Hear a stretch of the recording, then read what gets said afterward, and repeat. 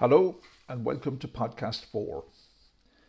At the end of the last podcast, I introduced the idea of flexibility and choice in how you focus your attention. In a world which seems to demand your constant attention, there never appears to be enough time to deal with all of the external demands that you face. Resources, personal, financial and social, may not be adequate to meet those demands. How do you in fact choose which demands you should attend to? What choices do you have? Life is a struggle, and a struggle always implies that you are fighting against something. You are opposing something, trying to control that which you dislike or feel uncomfortable with. It can wear you down. It doesn't really matter what you are fighting against. You are not willing to accept whatever it is. There is a difference between struggling for what is right and an acceptance of what is. Choosing to accept your current situation is perhaps something you may not have considered. It might even seem a little strange to you at first. For sure, it doesn't mean that you are giving up the struggle for what is right. That's okay, but what if you changed your attitude right here, right now? What if you understood your struggle in a different way? What difference might that make to you and your energy and your effectiveness and your well-being? Let's unpack this a little more and see what choices you are left with. 3 things in life challenge you and every other human being. Firstly, the facts of your life. You may not be happy with those facts. Secondly, the possibility of your life. You may not have fully explored this possibility. And finally, the uncertainty of your life. This may not be something you have given much consideration to. So let's start with the facts. A fact is something that you assess as unchangeable and fixed. There is an all too understandable tendency to avoid, struggle, and resist the facts that you may not like. Avoidance does have short-term benefits, but long-term consequences. In the struggle, you oppose the fact. You can resent the fact. You can be angry about that fact. You may even carry that resentment and anger with you, waiting for an event to trigger an interpretation and a story. This can become the negative thinking loop mentioned previously. In this loop, you run a great risk of becoming a victim. And for sure, this is not a place for new learning and better ways. The antidote to opposing facts is acceptance. Over time, you may find it within yourself to accept the hard facts. You realize that you cannot change some of the facts of your life, and you rest in that. You accept the limitations. Let's be clear. Acceptance does not mean you become passive. The green shoots of acceptance facilitate new learning and potentially new ways of viewing and doing. This is your choice. Oppose the fact or come in your own time to an acceptance. The struggle can end, peace is possible, and paradoxically, your good and necessary work and action continues with more focus, more love, more positive energy, and more connection. The facts might even change, but only because you are open to the current reality of your life in a different way. So what is this possibility we speak of? Take a moment now to visualize your beautiful child in front of you and reflect on the enormous possibility and potential for your child into the future. Possibility is what you assess as changeable. For some of us, even when we assess something as changeable, we can fall into a low mood of resignation. You can assess that your actions in the future will make no difference. You don't engage in action that might bring about necessary change.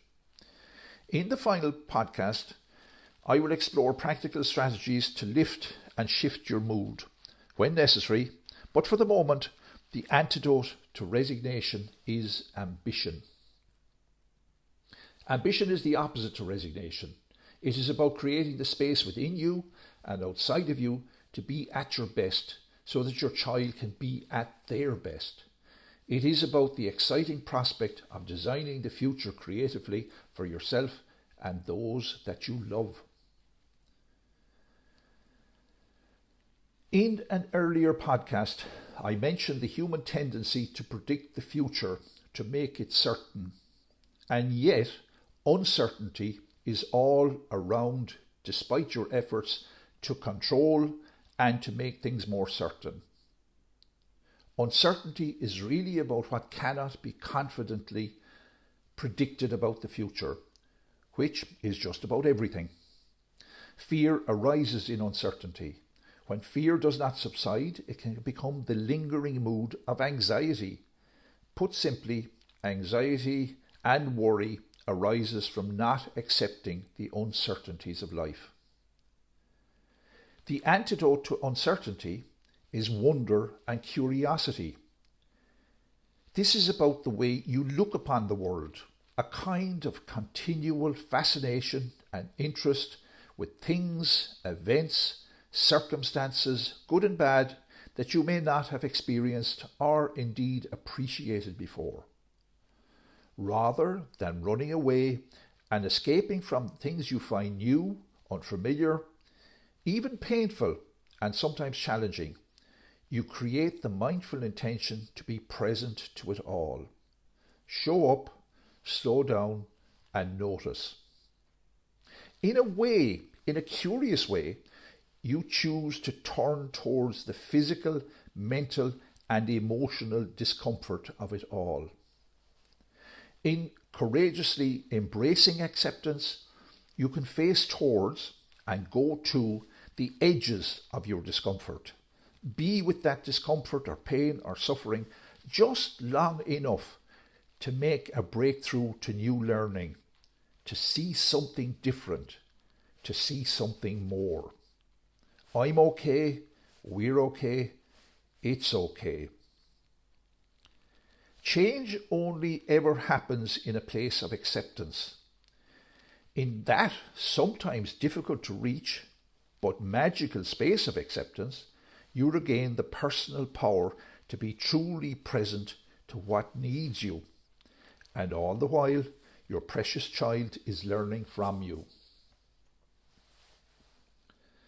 Before we conclude, let's just take a moment to let your mud now settle and ring your bell once more. As the mud in a pool settles when left alone, so too with your mind when you leave it alone.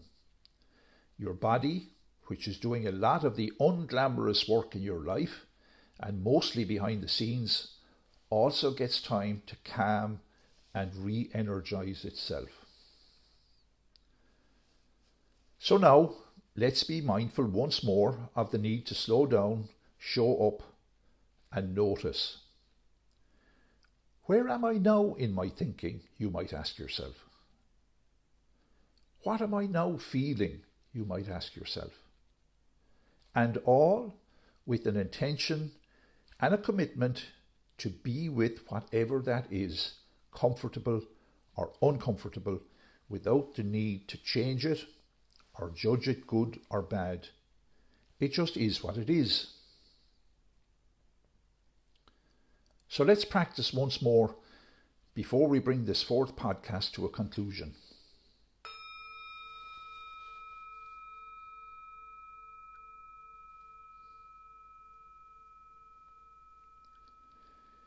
Give yourself permission now to just sit up and make yourself comfortable wherever you find yourself. Give yourself permission to show up, slow down, and notice with this attitude of wonder and curiosity.